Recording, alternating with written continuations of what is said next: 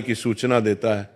अगर वो बिल्ली आपके घर में रोज रोज आने लगे, आपके घर से दूध पी जाए या रसोई में रखा भोजन खाकर जूठा कर दे, तो इसे अशुभ माना जाता है। ये दरिद्रता का संकेत हो सकता है।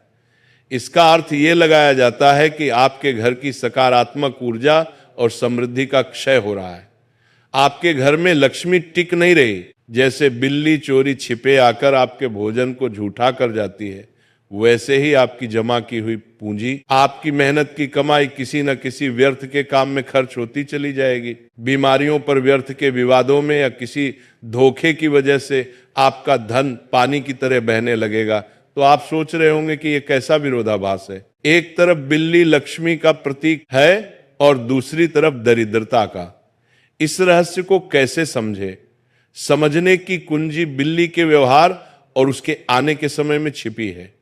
अगर बिल्ली सिर्फ आपके घर के आंगन तक आती है, बाहर ही बैठती है और शांत रहती है, तो ये शुभ है।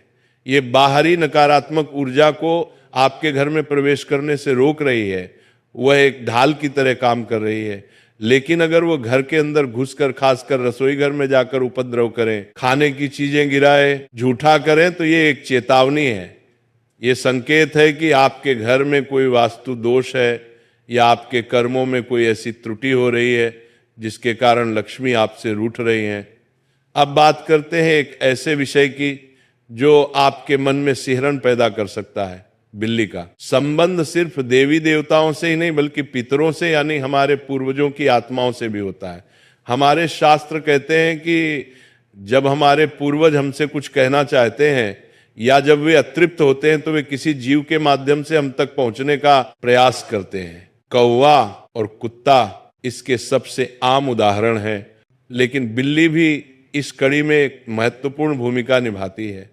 अगर आपके घर में एक बिल्ली बार बार आ रही है और बहुत ही शांत और दुखी नजर आती है, या एक आपको देखती रहती है, तो ये संभव हो सकता है कि आपके पितर आपसे कुछ मांग कर रहे हैं।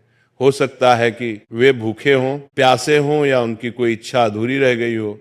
वे उस बिल्ली के रूप में आकर आपसे भोजन और जल की अपेक्षा कर रहे हैं।